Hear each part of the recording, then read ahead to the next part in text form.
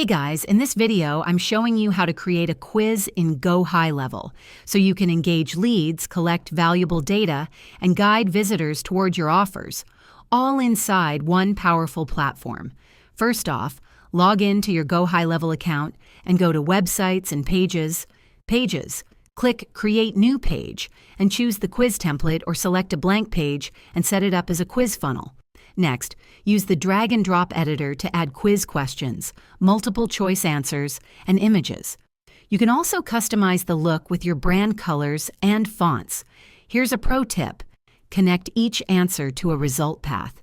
This lets you send users to different thank you or results pages based on their answers. Now, link your quiz to a lead magnet, offer or checkout page at the end to convert engaged visitors into customers. Don't forget to set up tracking pixels and email integrations so you can follow up with leads automatically after they finish the quiz. Once done, publish your quiz and start driving traffic from social media, ads, or your email list. So should you feel stuck building interactive content? Not anymore. Just follow these steps and start converting with quizzes today. Let me know in the comments if you've built a quiz in GHL and what result you're getting. And if you found this helpful, hit like and subscribe.